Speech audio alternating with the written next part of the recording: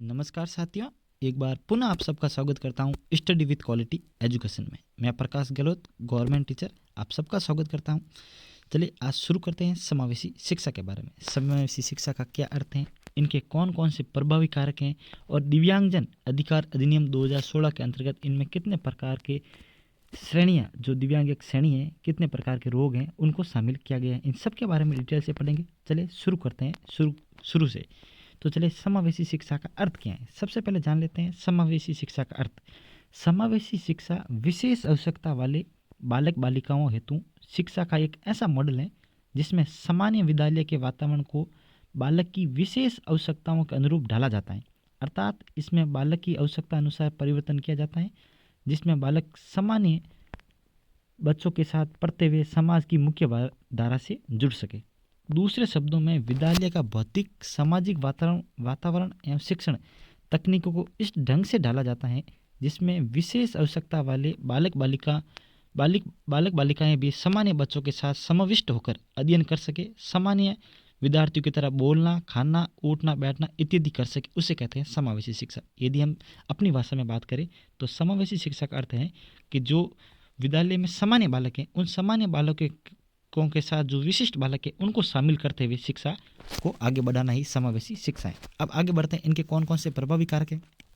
तो देखिए, एक तो भौतिक वातावरण हो सकता है, कक्षा प्रबंधन, विद्यालय प्रबंधन, पाठ्यचर्या में अनुकूलन, अभिगम्यता और लघु समाज का निर्माण करना, ये इनके प्रभावी कारक है। अब आगे बढ़ते हैं, आगे देखते हैं दिव्यांगजन अधिकार अधिनियम। एक आपको याद रखना है, दिव्यांगजन अधिकार अधिनियम कब लागू हुआ? 2016 के अंतर्गत।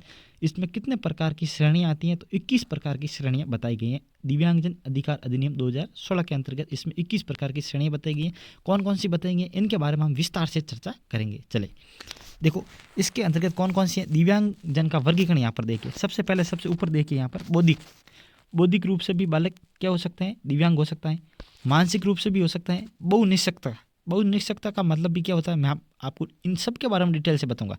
सबसे पहले आप प्रमुख टॉपिक आप देख लीजिए। रक्त संबंधी भी बालक में हो सकता है।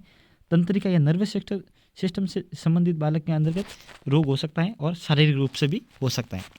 इन सबसे बारे में डिटेल से पढ़ेंगे। तो चले देखिए, यहाँ पर शारीरिक गामक, शरीर से संबंधित कौन कौन से हैं। तो सबसे ऊपर देखिए, तेजाब हमला पीड़ित, तेजाब के द्वारा किसी पर हमला कर सकते हैं, वो भी हो सकता है। चलन नहीं सकता, मतलब चलने में कठिनाई होना।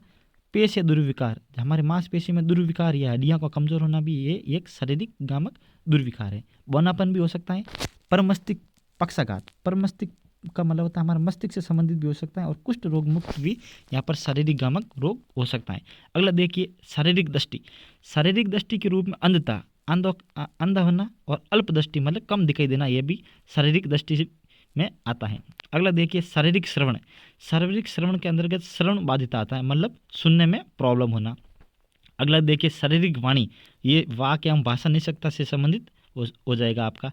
अगला देखिए, अगला है बौद्धिक, हमारे बुद्धि से संबंधित होता है। स्वप्रणयता का मतलब होता है संलीनता, जो ऑटिज्म के नाम से जाना जाता है।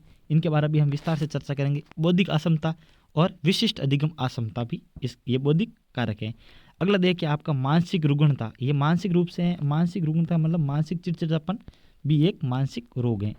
अगला देखिए, नर्वस सिस्टम से संबंधित क्या है। नर्वस सिस्टम से संबंधित देखिए, मल्टी स्क्लेरोसिस और पार्किंसन और क्रॉनिक न्यूरोलॉजिकल कंडीशन, ये आपके 3 इसके नर्वस सिस्टम के अंतर्गत आ जाएंगे।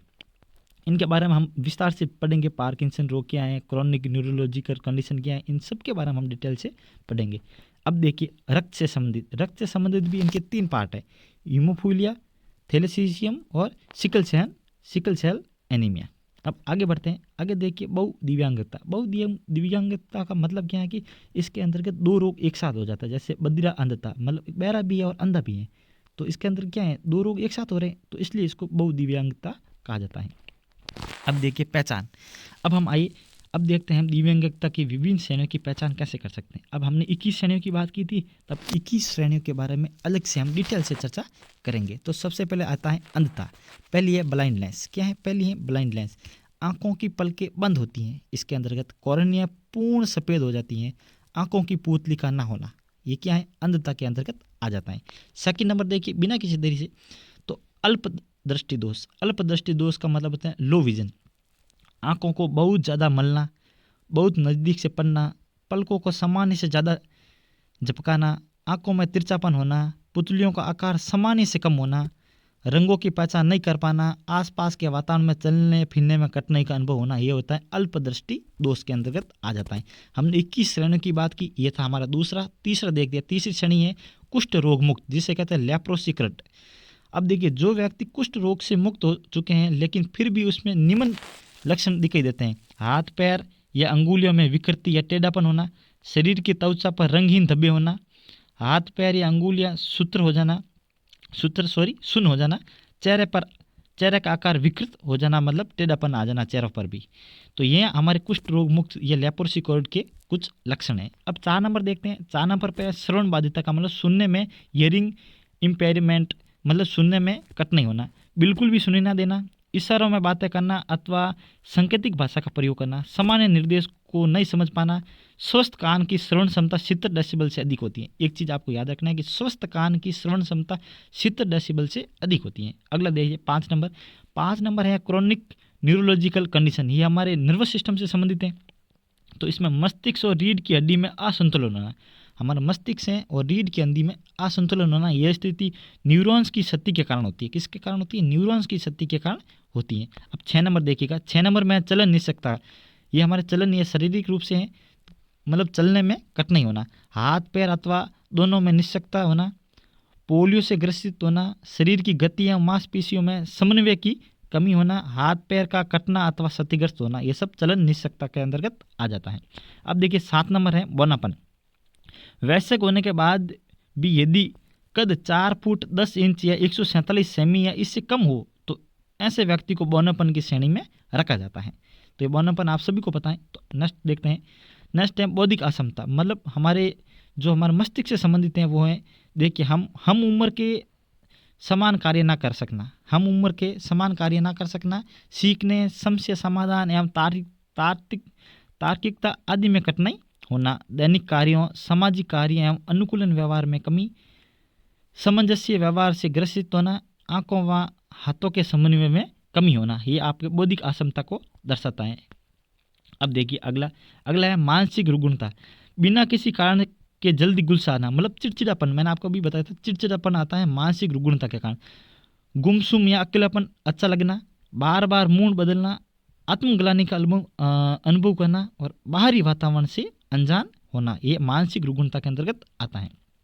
अगला देखिए संलीनता, जिसे ऑटिज्म के नाम से भी जाना जाता है, अन्य लोगों के साथ घुलने मिलने में कठिनाई अनुभव करना, अकेला रहना अत्यधिक पसंद होता है और हाथों और शरीर को लगातार हिलाते रहना, अति संवेदनशीलता या निम्न संवेदनशीलता से ग्रसित होना, ये ऑटिज्म के कुछ लक्षण हैं। नेक्स्ट देखिए, नेक्स्ट है प्रमस्तिष्क पक्षाघात। प्रमस्तिष्क में कुछ क्षति होना, जैसे अंगों में विकृति, पैरों, हाथों और आंखों का समन्वय एवं संतुलन कमजोर होना, खाने, काटने, चबाने एवं निगलने में कठिनाई होना, मुंह का खुला रहना या लार गिरना, इसमें एक या एक से अधिक अंगों का प्रभावित होना, ये होता है प्रमस्तिष्क पक्षाघात के अंतर्गत आ जाता है। नेक्स्ट देखिए, नेक्स्ट है 12 नंबर मांसपेशी दुर्विकार, मतलब हमारी मांसपेशियों के अंतर्गत दुर्विकार होना, जैसे मांसपेशियों का कमजोर होना, मांसपेशियों में विकृति होना, पंजों के बल पर चलना, दौड़ने और कूदने में परेशानी होना, ये मांसपेशी दुर्विकार के अंतर्गत आ जाता है। अब देखिए 13 नंबर विशिष्ट अधिगम असमता, स्पेसिफिक लर्निंग डिसेबिलिटी क्या है। अब देखिए बोलने, समझने, सुरतलेख, वर्तनी लेखन, पढ़ने, साधारण जोड़, बाकी गुणा भाग इत्यादि में कठिनाई होना और आकार, भार, दूरी आदि को समझने में कठिनाई, दिशा एवं चिन्ह समझने में समस्या समाधान में कठिनाई, ये वेरी इंपॉर्टेंट, वेरी इंपॉर्टेंट है। विशिष्ट अधिगम असमता के अंतर्गत क्या क्या आता है, तो बोलने, समझने, सुरतलेख, वर्तनी लेखन संबंधी जो पढ़ने संबंधी जो भी समस्या है वो आपके विशिष्ट अधिगम क्षमता के अंतर्गत आ जाता है। नेक्स्ट देखिए मल्टीपल स्क्लेरोसिस, ये अपने तंत्रिका नर्वस सिस्टम से संबंधित है। दिमाग और रीढ़ की हड्डी में क्षति होना, दिमाग एवं रीढ़ की हड्डी में समन्वय की कमी होना, ये इनके 2 लक्षण हैं। नेक्स्ट देखिए, नेक्स्ट है वाक एवं भाषा विकार, बोली या भाषा में निरंतरता का अभाव होना, स्पष्ट नहीं बोल पाना, हकलाना या तुतलाना, यह वाक एवं भाषा विकार के अंतर्गत आता है। वेरी इंपॉर्टेंट है, हकलाना एवं तुतलाना निम्न में से किस श्रेणी के अंतर्गत आता है, तो वाक एवं भाषा विकार के अंतर्गत आता है। नेक्स्ट देखिए थैलेसीमिया, थैलेसीमिया खून में हीमोग्लोबिन की कमी या विकृति के अंतर्गत थैलेसीमिया रोग हो जाता है। नेक्स्ट देखिए, नेक्स्ट है थैलेसीमिया, सॉरी यहाँ पर डबल आ गया। नेक्स्ट देखिए हीमोफीलिया। हीमोफीलिया है चोट लगने पर अत्यधिक रक्त स्त्राव होना, मतलब चोट लगने पर, जब हमें चोट लग जाती है तो रक्त का स्त्राव अत्यधिक होना। जब कभी हमें चोट लग जाती है तो कभी कभार होता है ऐसे कि खून रुकता ही नहीं है, तो वो किसका शिकार है, तो हीमोफीलिया का शिकार हो जाता है, या रक्त का थक्का ना बनना भी इनका कारण है। नेक्स्ट है सिकल सेल एनीमिया के अंदर क्या होता है, मैंने आपको बताया था, हड्डियाँ क्या होती है, हड्डियाँ का टेढ़ापन या हाशी आकार की हो जाती है। लाल रक्त कोशिकाओं का असामान्य रूप से टूटना, हाथ या पैरों की अंगुलियों में सूजन, त्वचा और आंखों का रंग पीला पड़ना, ये इनके कुछ लक्षण हैं। नेक्स्ट देखिए तेजाब हमला पीड़ित। तेजाब हमले की वजह से शरीर के अंगों का सामान्य रूप से प्रभावित होना, यह तेजाब हमला पीड़ित के अंतर्गत आता है। नेक्स्ट है पार्किंसन रोग। क्या है, पार्किंसन रोग, हाथ पांव मांसपेशियों में जकड़न, शरीर अंगों में कंपन होना, छोटे छोटे कदमों में चलना। पार्किंसन रोग वैसे क्या होता है कि जब हमारी मांसपेशियों और मस्तिष्क के अंतर्गत क्या होता है, समन्वय में कमी आ जाती है, तो शरीर में एकदम कंपी हो जाती है, जैसे हमें कहते हैं ना अपनी भाषा में एकदम दूजनी छूटना, तो वही पार्किंसन रोग के अंतर्गत आता है, क्योंकि हमारे मस्तिष्क और मांसपेशी में क्या होता है, जो जुड़ाव होता है ना वो टूट जाता है।